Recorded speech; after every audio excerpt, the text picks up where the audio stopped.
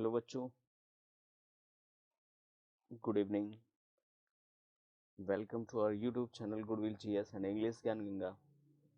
और आज हम बोर्ड एग्जाम बूस्टर, जो कि इंग्लिश लिटरेचर और ग्रामर से संबंधित है, बोर्ड एग्जाम बूस्टर को लेकर आए हैं। और आपके एग्जाम के दृष्टिकोण से रखा गया है ये, जो एग्जाम्स में आने वाले प्रश्न हैं उन्हीं से संबंधित क्वेश्चंस को हम डिस्कस करेंगे।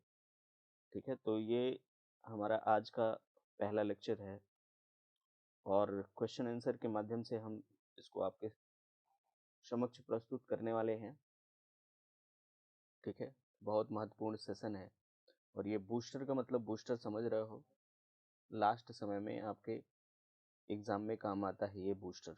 ठीक है, क्लास 12 बूस्टर है और इंग्लिश लिटरेचर और ग्रामर दोनों चलेगी इसमें।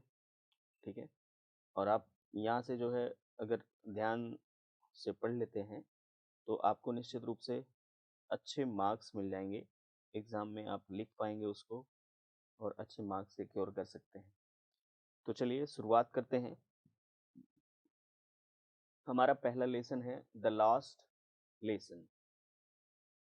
ठीक है, जो क्लास 12 की बुक में पहला लेसन है वो कौन सा है? The last lesson. और इस द लास्ट लेसन में हम लोग जो है अपनी भाषा से संबंधित, मतलब जब हम किसी चीज मतलब कोई पढ़ाई करते हैं, ठीक है, और पढ़ाई के दौरान जब हमारे लिए कोई हमारा अंतिम लेसन होता है, अंतिम पाठ होता है, उसी से संबंधित है। और इसको लिखने वाले कौन हैं? तो अल्फोंसी डॉटेट, डॉडेट इसको लिखा है अल्फोंसी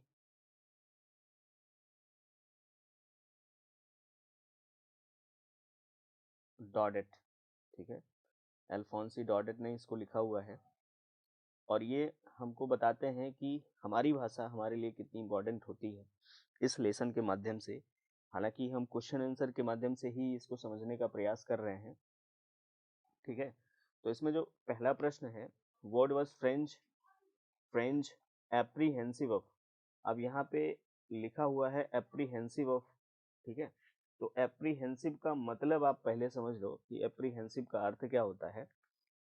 तो अगर आप इसका अर्थ जानते हैं तो आपको आसानी हो जाएगी लिखने में। एप्रीहेंसिव का मतलब क्या होता है? चिंता। क्या होता है? चिंता। तो फ्रेंच की क्या चिंता थी, यानी फ्रेंच चिंतित क्या था? ठीक है, फ्रेंच को जो है क्या चिंता थी? तो इसका आंसर है French teacher had asked the students to prepare a lesson on participle।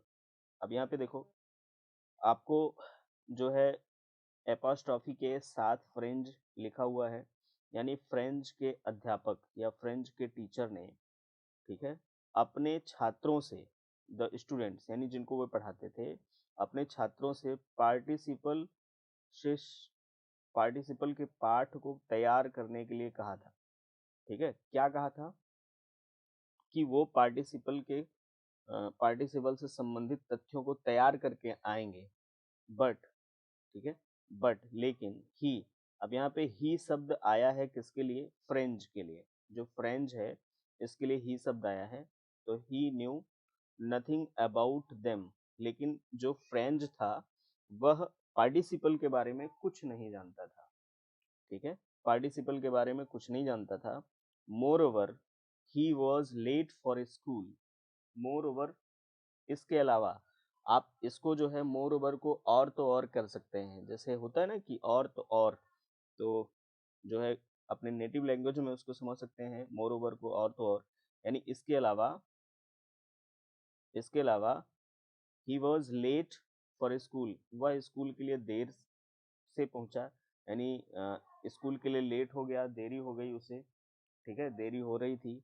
So he thought that he would be scolded. अतः उसने सोचा, यानी जब बच्चों को देर हो जाती है, लेट होता है, तो वो सोचते हैं कि वे जो है डांटे जाएंगे, स्कूल में उनको डांट पड़ेगी।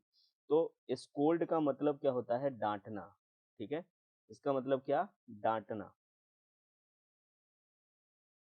तो उसे लगा कि उसने पार्टिसिपल पर लेसन तैयार नहीं किया है तो उसको डांट पड़ेगी, and this he was apprehensive of, और यही कारण था कि वह जो है चिंतित था।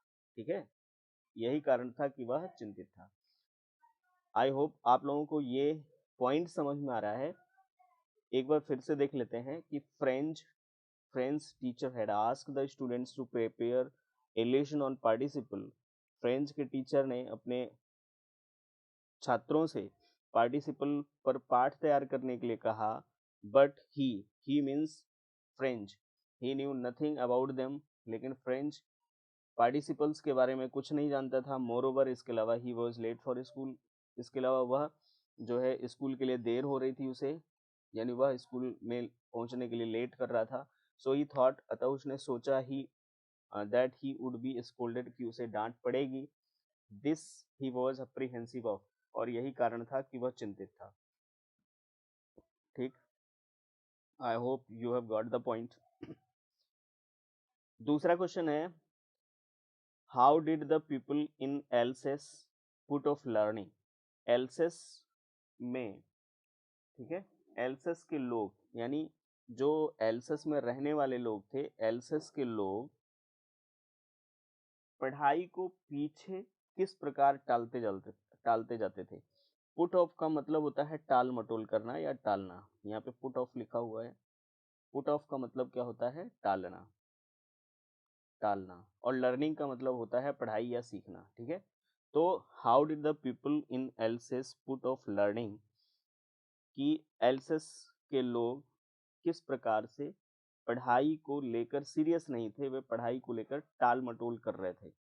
तो देखो, in our daily life we also put off something that we have lot of time, we will do it tomorrow। ठीक है, but this is not fair। आपको तुरंत जो है, अगर आपके पास समय है तो कर लेना चाहिए। तो the people in Alsace did not pay proper attention to their study, to the study of their own language. जो एल्सेस के लोग थे, वे अपनी अपनी भाषा को सीखने के लिए, ठीक है, अपनी भाषा को सीखने के लिए विशेष ध्यान या ठीक से ध्यान नहीं देते थे। यानी अपनी भाषा के अध्ययन के लिए वे ठीक से ध्यान नहीं देते थे। यहाँ पे अटेंशन का मतलब क्या हो गया, अटेंशन का मतलब है ध्यान देना, ध्यान देना। ठीक है, प्रॉपर का मतलब ठीक प्रकार से, यानी अपनी भाषा को ठीक प्रकार से समझने के लिए प्रॉपर अटेंशन नहीं देते थे, ध्यान नहीं देते थे। दे थॉट, वे सोचते थे, that they had plenty of time, कि उनके पास पर्याप्त समय है, and they and that they would learn it tomorrow, और वे इस भाषा को यानी अपनी लैंग्वेज को कल सीख लेंगे। ठीक है, या कल सीखेंगे। That is how they put off their learning, और इस तरह से वह अपनी भाषा को सीखने के लिए टाल मटोल करते थे। ठीक है, आई होप समझ में आ गया। एक बार फिर से देख लेते हैं कि एल्सस के लोग अपनी भाषा को सीखने में टाल मटोल या पढ़ाई को लेकर टाल मटोल करते थे। किस प्रकार से, the people in Alsace did not pay proper attention to the study of their own language. Alsace के लोग अपनी भाषा को सीखने के लिए यानी अपने भाषा संबंधी अध्ययन के लिए ध्यान, पर्याप्त रूप से ध्यान या ठीक प्रकार से ध्यान नहीं देते थे। They thought that they had they thought that they had, यहाँ पे दे होना चाहिए इस स्थान पर, they had plenty of time, वे सोचते थे कि उनके पास पर्याप्त समय है, and that they would learn it tomorrow, और वे इस भाषा को कल सीख लेंगे। That is how they put off their learning, और इस प्रकार वे अपनी शिक्षा को टालते रहते थे। ठीक है, हाँ, टाल मटोल करते थे पढ़ाई के बारे में। अगला हमारा प्रश्न है तीसरा, और ये इम्पोर्टेंट है। ठीक है, ये सीबीएसई के एग्जाम में पूछा भी गया है, चूंकि सीबीएसई और यूपी बोर्ड एक ही कैटेगरी में आ गए हैं। ठीक है, तो इम्पोर्टेंट है और ये पूछा भी जा सकता है। तो when did M Hamel finish his last lesson, यहाँ पे लेड नहीं, लास्ट लेसन। ठीक है। When did M Hamel finish his last lesson, M Hamel ने अपने अंतिम लेसन को कैसे समाप्त किया, कैसे खत्म किया, ठीक है। लास्ट लेसन, लास्ट का मतलब अंतिम, तो कैसे समाप्त किया। He finished his last lesson when the church clock struck 12 and the trumpets of the Prussians sounded under the windows, ठीक है। तो प्रूसियंस यहाँ पे आया है, ठीक है। प्रूसियंस और ट्रम्पेट का मतलब होता है तुरही। ट्रम्पेट एक प्रकार का जो है वाद्य यंत्र होता है, तुरही, ठीक है, मुंह से फूंक कर बजाया जाता है, तुरही कहते हैं इसको, ठीक। तो ही फिनिश्ड हिज लास्ट लेसन, यानी एम हैमल ने अपनी अंतिम लेसन को उस समय समाप्त किया जब चर्च, जो चर्च क्लॉक थी, चर्च क्लॉक में 12 बजे, and the trumpets of the Prussians sounded under the windows, और जो है खिड़कियों के नीचे प्रूसियंस की तुरही बजी, ठीक है। यानी मुंह से फूंक कर जो प्रूसियंस थे, प्रूसियन सैनिक थे, वे तुरही बजा रहे थे मुंह से फूंक कर, और जब विंडो के नीचे वो आवाज सुनाई दी तो उन्होंने अपने लेसन को समाप्त कर दिया। ही फिनिश्ड हिज लास्ट लेसन, उन्होंने अपने अंतिम लेसन को समाप्त किया कब, जब घड़ी में 12 बजे और प्रूसियंस ने खिड़की के नीचे तुरही बजाई, ठीक है। तो इस तरह से इसको याद करना है। अगला है फोर्थ है, how did the author came to know that it was the last lesson in French, ठीक है। How did the author came to know that it was the last lesson in French, author को कैसे पता चला कि French में यानी फ्रांसीसी भाषा में यह अंतिम पाठ था, ठीक है, अंतिम पाठ था। लेखक को कैसे पता चला कि फ्रांसीसी भाषा का यह अंतिम पाठ था। तो the teacher told the students, teacher ने स्टूडेंट्स को बताया, छात्रों को बताया, that the order had come from Berlin to teach only German in the schools of Alsace and Lorraine, कि बर्लिन से एक आदेश आया है कि एल्सेस और लॉरेन के स्कूलों में केवल केवल क्या पढ़ाया जाए, जर्मन भाषा पढ़ाई जाए, ठीक है। कौन सी भाषा पढ़ाई जाए, जर्मन भाषा पढ़ाई जाए, ओनली जर्मन, ठीक। And it was their last lesson in French, और जो है यह फ्रेंच में उनका अंतिम पाठ था। तो इस प्रकार से उसे पता चलता है। हालांकि ये शॉर्ट आंसर टाइप क्वेश्चन है, ठीक है, और यह भी पूछा जा सकता है, इम्पोर्टेंट है, इसीलिए यहाँ रखा गया है। तो कैसे पता चला लेखक को, the teacher told the students, यानी टीचर ने स्टूडेंट्स को बताया कि बर्लिन से एक आदेश आया है, that the order had come from Berlin to teach only German in the schools of Alsace and Lorraine, कि एल्सेस और लोरेन के स्कूलों में केवल जर्मन भाषा पढ़ाई जाए। It was their last lesson in French, और उनकी जो है फ्रेंच में यह अंतिम लेसन था, यानी उनका यह अंतिम लेसन था। क्वेश्चन नंबर 5 है, what was the condition of French when his name was called in the class, ठीक है। जब फ्रेंच को क्लास में पुकारा गया, बुलाया गया, ठीक है, तो उसकी क्या कंडीशन थी। अब यहाँ पे कंडीशन का मतलब है कि दशा, ठीक है, उसकी क्या दशा थी, यानी वो क्या सोच रहा था, दशा। तो सीधी सी बात है, जब क्लास में when I was asking some student to stand up and answer the question, they were hesitating and having some uh, fright and having some fright, यानी कुछ डरे हुए होते थे, and with the hesitation they answered but unclearly, ठीक है, वे answer देते थे लेकिन क्लियर नहीं होता था। तो उसी तरह से जब फ्रेंच का नाम स्कूल में क्लास में पुकारा गया तो उसकी दशा कैसी थी उसका वर्णन करना है, ठीक है। तो क्या है, when French name was called in the class, जब क्लास में फ्रेंच का नाम पुकारा गया, his heart was beating, उसका हृदय जो है तेजी से धड़क रहा था। बीट का मतलब धड़कना, धड़कना, तो उसका हृदय तेजी से धड़क रहा था। And he did not dare look up as he did not know anything about the rules of participle, and he did not dare look up.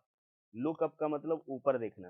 तो जो है उसकी हिम्मत नहीं हो रही थी कि वह ऊपर देख सके, यानी he did not dare look up, वह ऊपर देखने की हिम्मत नहीं किया। And he did not know anything about the, as he did not know, as लिखा हुआ है, as he did not know anything about the rules of participle, और वह पार्टिसिपल के नियम के बारे में या पार्टिसिपल में जो पढ़ना था उसके बारे में वो कुछ नहीं जानता था, इसलिए उसकी हिम्मत नहीं हो रही थी कि वह ऊपर देख सके।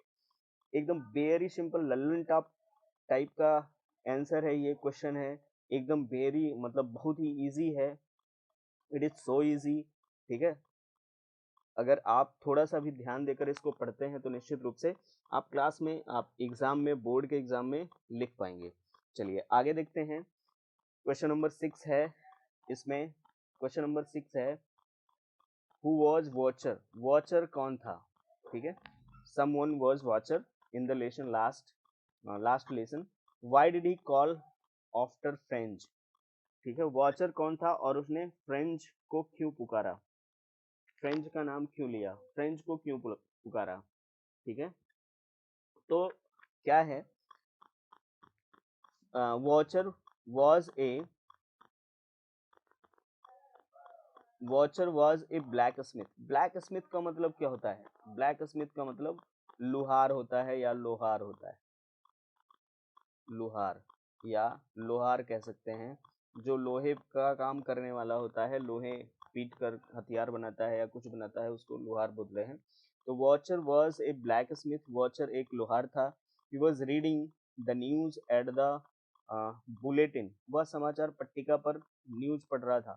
बुलेटिन, बुलेटिन का मतलब क्या होता है, ठीक है, समाचार पत्रिका या समाचार पट्ट, आप इसको याद कर सकते हैं, समाचार पट्ट। तो वह समाचार पट्ट पर समाचार पढ़ रहा था। ही कॉल्ड आफ्टर फ्रेंच, उसने फ्रेंच को पुकारा, not to run so fast as he would get to his school plenty in time, plenty in school in plenty of time. तो उसने फ्रेंच को पुकारा, फ्रेंच को पुकारा कि वह इतना तेज ना दौड़े, French not to run so fast, कि फ्रेंच इतना तेज ना दौड़े, as he would get to his school in plenty of time. ठीक है, क्योंकि वह समय पर अपने स्कूल पहुंच जाएगा। प्लेंटी ऑफ टाइम मतलब पर्याप्त समय रहेगा उसके पास स्कूल में पहुंचने पर। ठीक है, तो प्लेंटी का मतलब, प्लेंटी ऑफ टाइम का मतलब होता है पर्याप्त समय, पर्याप्त समय।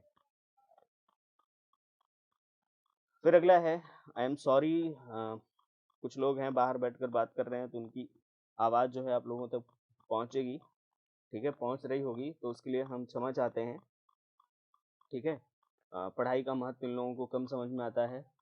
तो फिलहाल जो है आपको ध्यान किस पे देना है, ध्यान देना है अपने इस लेसन पर, अपने इस क्वेश्चन पर, अगले क्वेश्चन पर, जो कि एकदम इजी है और यह भी 2019 में पूछा गया है। ठीक है, 2019 के बोर्ड एग्जाम में पूछा गया है सीबीएसई में, तो ये इंपॉर्टेंट है।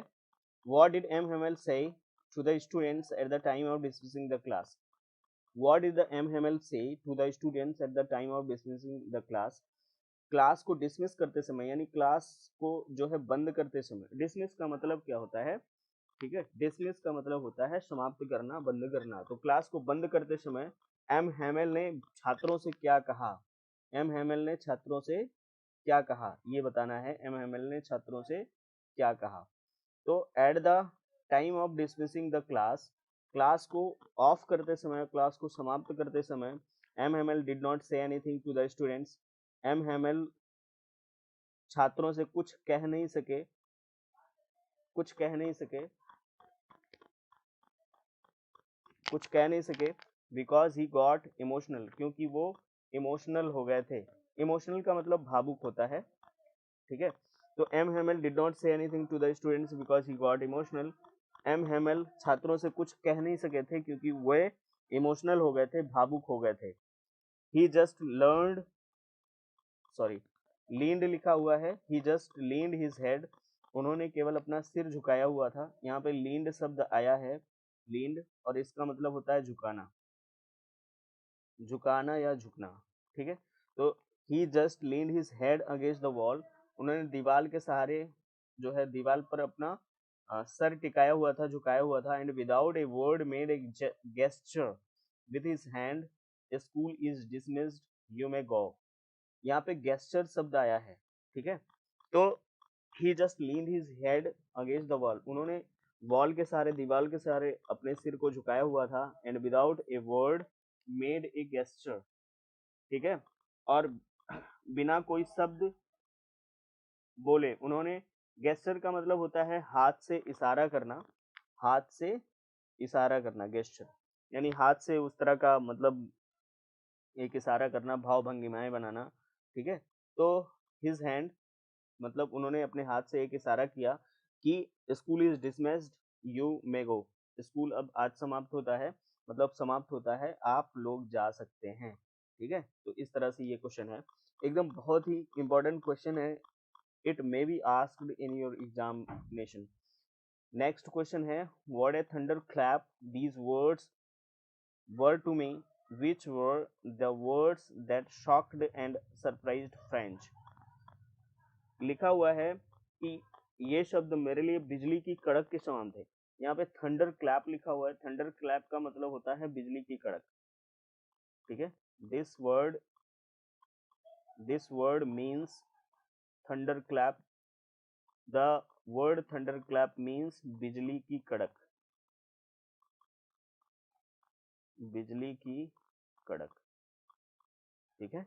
तो what a thunderclap these words were to me, which were the words that shocked and surprised me। ये शब्द मेरे लिए बिजली के कड़क के समान समान थे। which were the words, वे शब्द कौन थे, that shocked and surprised French, जिससे जो है फ्रेंच को आश्चर्यचकित, जिसने फ्रेंच को आश्चर्यचकित कर दिया या स्तब्ध कर दिया। तो आंसर है इसका, the words of M Hamel which shocked and surprised French were my children, were my children, this is the last lesson I shall give you. M Hamel के इन शब्दों ने, ठीक है, ये जो निम्नलिखित शब्द हैं, इन शब्दों ने फ्रेंच को सरप्राइज्ड और स्तब्ध कर दिया। शॉक्ड का मतलब होता है स्तब्ध करना, जो कुछ बोल ना सके, ठीक है, और सरप्राइज का मतलब आश्चर्यचकित। तो क्या, माई चिल्ड्रन, मेरे बच्चों, this is the last lesson I shall give you, यह हमारा जो है मेरे द्वारा दिया जाने वाला अंतिम लेसन है।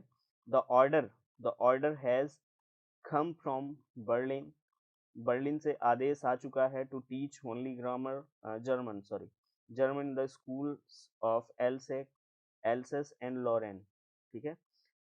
बर्लिन से आदेश आ चुका है कि एल्सेस और लॉरेन के स्कूलों में केवल केवल क्या पढ़ाया जाए, जर्मन पढ़ाया जाए, German. This is your last French lesson, और यह आपका अंतिम फ्रेंच लेसन है। ये किसने कहा, एमएमएल ने, और इन्हीं शब्दों से फ्रेंच जो है स्तब्ध रह गया और आश्चर्यचकित भी, ठीक है। तो आपको इतना याद रखना है, एकदम बहुत ही इजी क्वेश्चन और इजी वर्ड के साथ आप लोगों के सामने मैंने प्रस्तुत कर दिया 8 important questions with their answer, ठीक है। Before you these questions are presented by me, so learn it, keep it, and secure good marks in your examination. Now we have long answer type question. I have discussed in this session long answer type question from the last lesson. There are 3 questions, and these 3 questions are most important because in 2009 CBSE 2009 CBSE board examination, this question was asked, how did M. Hamel looked different on the day of the last lesson? This was asked in 2009 in CBSE board examination, so it is important for you, ठीक है, बहुत ही important है ये जो how did M. Hamel looked different on the day of the last lesson, ठीक, अंतिम पाठ के दिन, ठीक है, एम हेमल किस प्रकार से अलग दिख रहे थे, वो जिस तरह से प्रॉपर दिखते थे, यानी जिस तरह से रेगुलर उनका बिहेवियर था, उनके बिहेवियर में चेंज था। Why there was change in his behaviour, in the teacher's behaviour. So now come to the point. M. Hamel was a very dedicated French teacher. M. Hamel बहुत ही जो है समर्पित, dedicated का मतलब क्या होता है, समर्पित। यहाँ पे द वर्ड डेडिकेटेड मीन्स समर्पित। एम हेमेल जो है बहुत ही समर्पित फ्रेंच टीचर थे, यानी फ्रांसीसी पढ़ाने वाले अध्यापक थे। He was a man of strict and discipline. वह जो है वह नियम कानून यानी अनुशासित, कठोर अनुशासित वाले व्यक्ति थे। He was a man of strict discipline, वह कठोर अनुशासित वाले व्यक्ति थे। ठीक है, यहाँ पे डिसिप्लिन लिखा हुआ है तो अनुशासित, अनुशासित। ठीक, और यहाँ पे स्ट्रिक्ट लिखा हुआ है इस कोने पर, तो ये क्या है, कठोर। He kept terrible iron ruler under his arm. वह हमेशा अपने पास एक डराने वाला, ठीक है, बच्चों को डराने वाला लोहे का एक रूलर अपने हाथ में रखते थे, यानी अपने बाजू में रखते थे। बाजू के नीचे भयानक रॉड रखते थे, रूलर रखते थे, डराने वाला डंडा रखते थे जो कि लोहे का होता था। ऑन द लास्ट डे, ठीक है, अंतिम दिन, he came out he came out wearing a fine dress.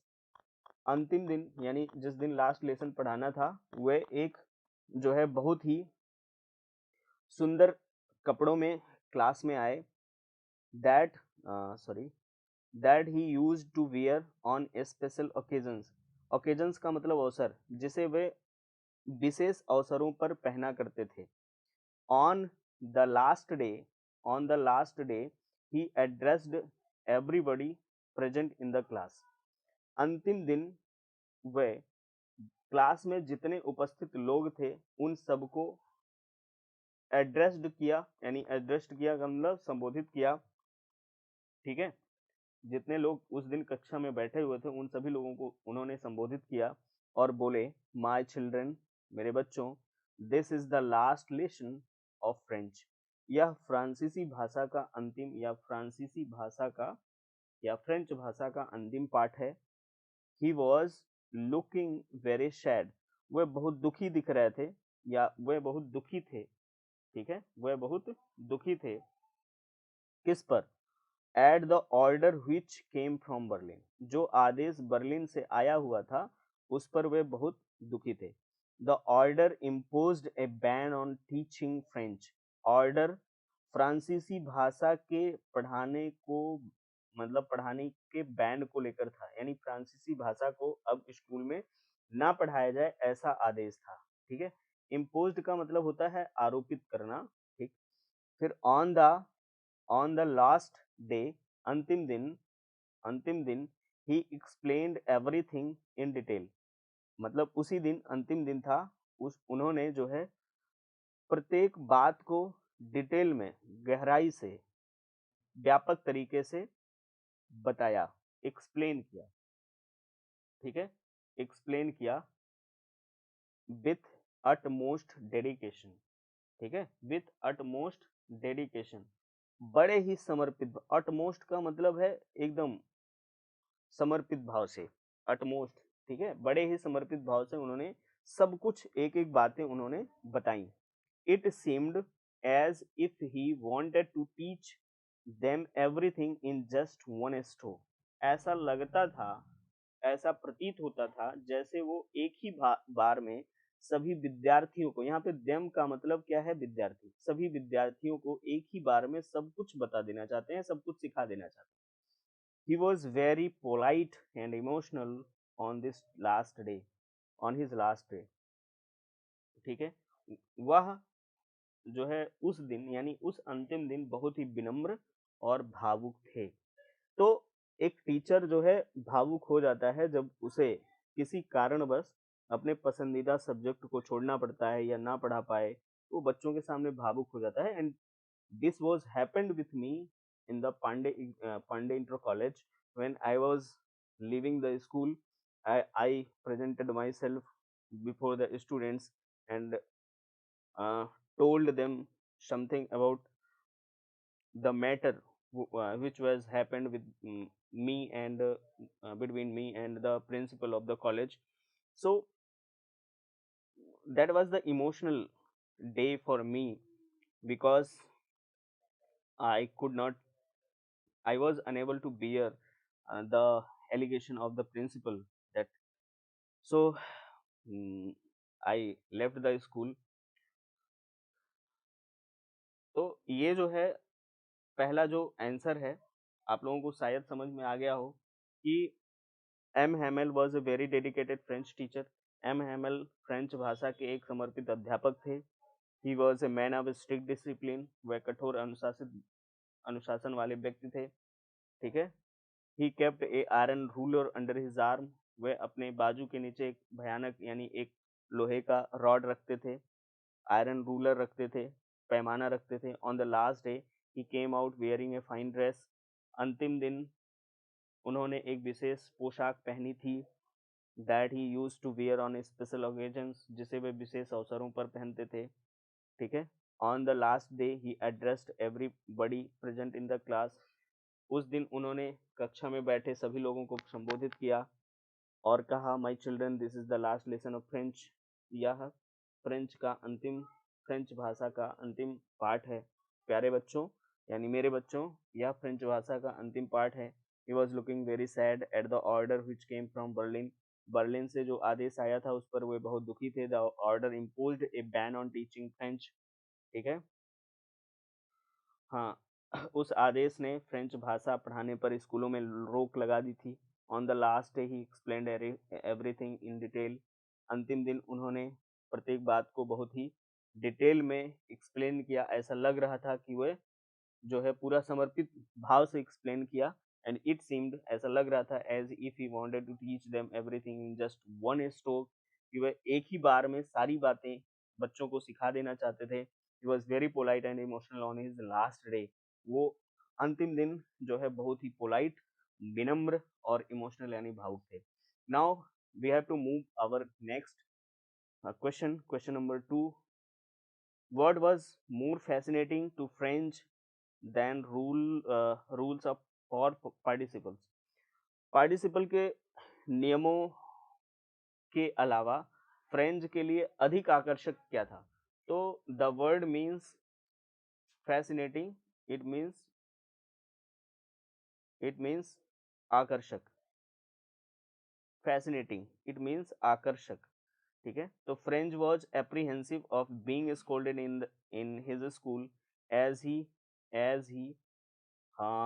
had, यहाँ पे had लिखा है, had not prepared his lesson on participle। तो French was apprehensive of being scolded in his school.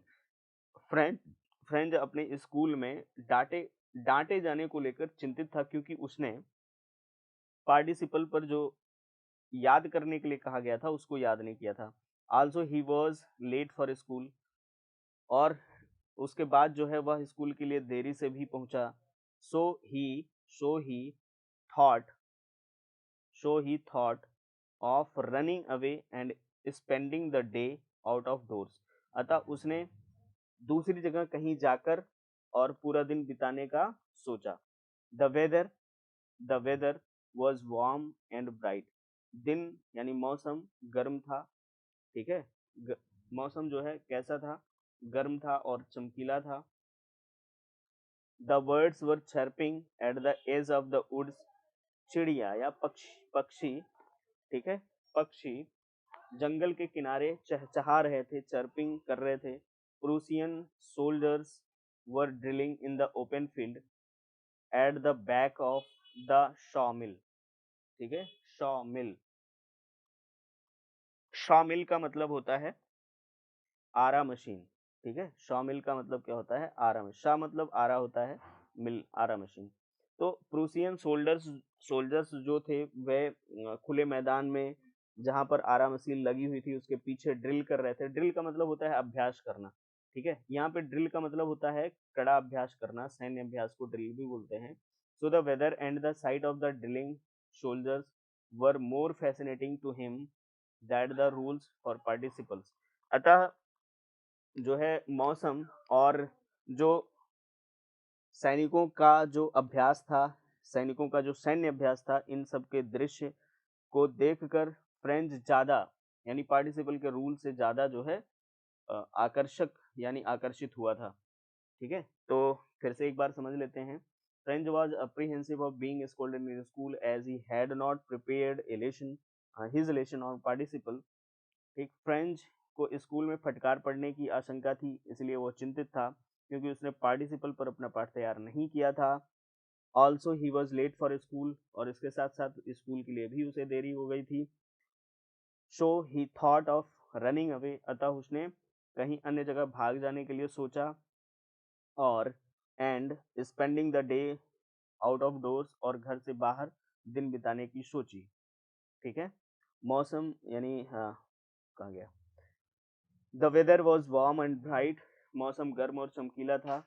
The birds were chirping at the edge of the woods, चिड़िया यानी जंगल, ये sorry पक्षी जंगल के किनारे चहचहा रहे थे। ठीक है, Prussian soldiers were drilling in the open field at the back of the sawmill, आरा मशीन के पीछे जो खुला हुआ मैदान था वहां पर जो प्रूसियन सोल्जर्स थे वे ड्रिलिंग कर रहे थे, अर्थात अभ्यास कर रहे थे। So the weather and the side of the drilling soldiers were most fascinating to him that the rules for participles. ठीक है, अतः फ्रेंच को ड्रिल करते, मतलब फ्रेंच को जो है ये सारे दृश्य यानी मौसम और जो है सिपाही ड्रिल कर रहे थे, इन सबको देखकर पार्टिसिपल के नियमों की अपेक्षा उसको ज्यादा आकर्षक लगा। ठीक है, तो ये था हमारा question. Now we have the third question on the last lesson. What message does the teacher want to convey in his last lesson. अब ये देखो बहुत ही इंपॉर्टेंट क्वेश्चन है। ठीक है, मैसेज क्या देना चाहता है वो। ठीक है, और हम लोग जानते हैं कि हमारे लिए अपनी भाषा बहुत अच्छी होती है। ठीक है, तो what message does the teacher want to convey his in his last lesson, अपने अंतिम पाठ में अध्यापक क्या संदेश देना चाहता है। ठीक है, कन्वे का मतलब होता है what message does the teacher want to convey. Convey का मतलब आप समझ लो संदेश देना। ठीक है, देना, डिलीवर करना, कन्वे। तो the teacher M Hamel wants to make the most advantage of his last lesson. Teacher जो अध्यापक एम हेमल हैं वह अपने अंतिम लेसन, ठीक है, अंतिम पाठ से पूरा पूरा फायदा उठाना चाहते हैं। एडवांटेज का मतलब होता है क्या, लाभ या फायदा, पूरा पूरा लाभ उठाना चाहते हैं। He leaves no stone unturned to inspire his students as well as his fellow countryman. वो अपने विद्यार्थियों, अपने देशवासियों को प्रेरित करने में कोई कसर बाकी नहीं छोड़ना चाहते।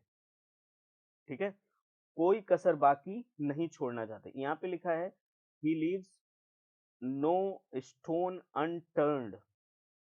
ठीक है, यानी ऐसी कोई भी बात वो नहीं बाकी रखना चाहते हैं जिससे उनके देश के लोग या उनके स्टूडेंट सुनकर प्रभावित ना हो, इंस्पायर ना हो। ठीक है, इंस्पायर ना हो, कोई प्रेरित ना हो। तो no stone unturned, stone unturned का मतलब होता है कसर, कसर। ठीक है, he wants all of them, वे उन सभी को बताना चाहते हैं to take their education seriously, वे सभी को बताना चाहते हैं कि उनको अपने अध्ययन को, अध्यापन को, ठीक है, एजुकेशन को, अध्ययन को गम, गंभीरता से लेना चाहिए। And to learn their own language, और उन्हें अपनी भाषा सीखनी चाहिए जो कि क्या है, फ्रेंच, प्रॉपरली, ठीक प्रकार से अपनी फ्रेंच भाषा सीखनी चाहिए। Show that they may not be blamed for not being able to speak or write their own language, ताकि वे उन्हें इस बात पर जो है आरोप ना लगा सकें कि वे अपनी भाषा को ना तो बोल सकते हैं ठीक से और ना ही लिख सकते हैं। ही सेज, वह कहते हैं, when a people are enslaved, जब जब when ए पीपल का मतलब होता है किसी एक देश के, किसी एक राज्य के, किसी एक क्षेत्र के लोगों को, या किसी एक देश को गुलाम बनाया जाता है। इंस्लेव्ड का मतलब होता है गुलाम बनाना। इन गुलाम बनाया जाता है as long as they hold fast to their language, it is as if they had the key to prison. ठीक है, तो जब मतलब जब किसी देश के लोग गुलाम बनाए जाते हैं तो जब तक वे अपनी भाषा से मजबूती से जुड़े रहते हैं, लिखा है as long as they hold fast. Fast का मतलब होता है मजबूती से अपनी भाषा से जुड़े रहते हैं। It is it is it is as if they had the key to prison. ठीक है, तो ऐसा ही मानो कि जो है जो जेल रूपी मतलब जहां पर वो कैद किए गए हैं, एक जेल होती है और उसमें, ठीक है, उनकी चाबी उनके पास है। जब उनकी लैंग्वेज अपने मतलब उनको आती होगी तो एक प्रकार से जेल की चाबी उनके पास रहती। वो ही इंटेंट्स उनका इरादा है, यानी वो अपना इरादा बताते हैं to make them proud of their country and language. वो उनका इरादा है कि उनके लोग यानी जो उनके कंट्रीमैन हैं, उनके देश के लोग हैं और उनके जो है स्टूडेंट्स हैं, वे अपने देश के प्रति, अपनी भाषा के प्रति क्या महसूस करें? प्राउड, गर्व महसूस करें। ठीक है, प्राउड जो है फील करें। तो एक बार फिर से देख लेते हैं। The teacher M Hamel wants to make the most advantage of his last lesson. ठीक है, अध्यापक एम हेमल अपने अंतिम पाठ से पूरा पूरा फायदा उठाना चाहते हैं, लाभ उठाना चाहते हैं। ठीक, he leaves no stone unturned to inspire his students as well as his fellow countrymen। ठीक है, वह अपने विद्यार्थियों, अपने देशवासियों को प्रेरित करने में कोई कसर बाकी नहीं छोड़ते। ठीक, he wants, वह चाहते हैं all of them to take their education seriously। वह चाहते हैं कि सब लोग अपनी शिक्षा को गंभीरता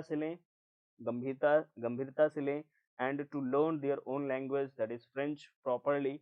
और अपनी भाषा फ्रेंच को भली भांति सीखें so that they may not be blamed.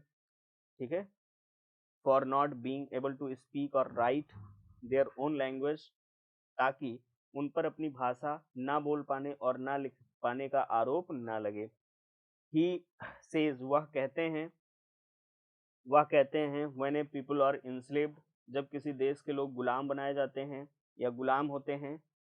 ठीक है, as long as they hold fast to their language, जब तक वे अपनी भाषा से मजबूती से जुड़े रहते हैं। As if they had the key to prison, तो ऐसा ही मानो कि उनके जेल की चाबी उनके पास ही होती है। ही इंटेंट्स, वह इरादा अपना व्यक्त करते हैं कि, यानी उनका इरादा रहता है to make them proud of their country and language, की उनकी भाषा और उनके देश के प्रति उनके स्टूडेंट्स और उनके देश के लोग गर्व महसूस करें। तो ये था हमारा लास्ट लेसन से इम्पोर्टेंट क्वेश्चन का जो है लेक्चर। आई होप आप लोगों को पूरी तरह से समझ में आया होगा।